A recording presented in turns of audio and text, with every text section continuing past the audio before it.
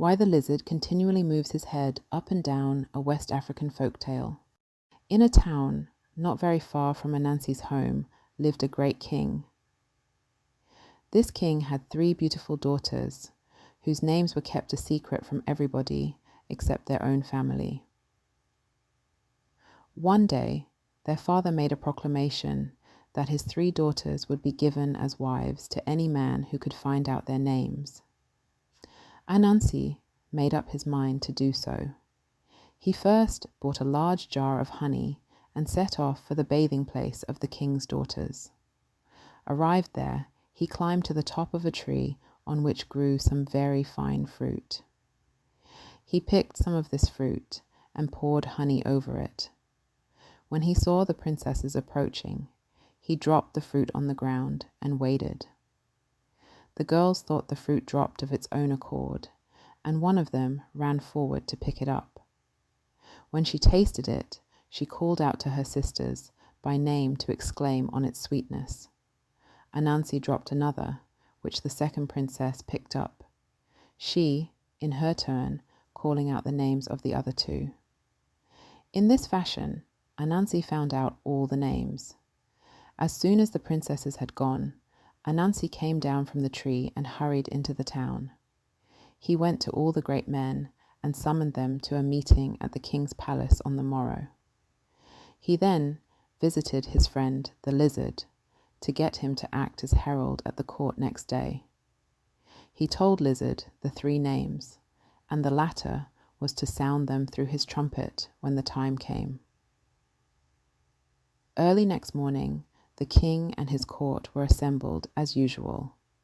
All the great men of the town appeared, as Anansi had requested. Anansi stated his business, reminding the king of his promise to give his 3 daughters to the man who had found out their names.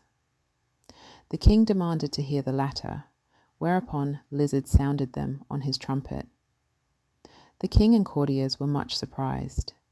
His Majesty, however, could not break the promise he had made of giving his daughters to the man who named them. He accordingly gave them to Mr. Lizard. Anansi was very angry and explained that he had told the names to Lizard so that he ought to get at least 2 of the girls, while Lizard could have the 3rd. The king refused. Anansi then begged hard for even 1, but that was also refused. He went home in a very bad temper, declaring that he would be revenged on Lizard for stealing his wives away. He thought over the matter very carefully, but could not find a way of punishing Lizard. At last, however, he had an idea. He went to the king and explained that he was setting off next morning on a long journey. He wished to start very early, and so begged the king's help. The king had a fine cock, which always crowed at daybreak to waken the king if he wished to get up early. Anansi begged that the king would command the cock to crow next morning, that Anansi might be sure of getting off in time. This the king readily promised. As soon as night fell, Anansi went by a back way to the cock's sleeping place, seized the bird quickly and killed it. He then carried it to Lizard's house, where all were in bed. There he quietly cooked the cock, placed the feathers under Lizard's bed, and put some of the flesh on a dish close to Lizard's hand. The wicked Anansi then took some boiling water and poured it into poor Lizard's mouth, thus making him dumb. When morning came, Anansi went to the king and reproached him for not letting the cock crow.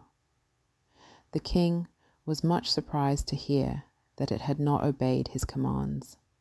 He sent one of his servants to find and bring the cock to him, but, of course, the servant returned empty-handed.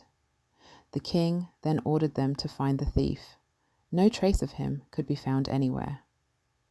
Anansi then cunningly said to the king, "I know Lizard is a rogue, because he stole my 3 wives from me.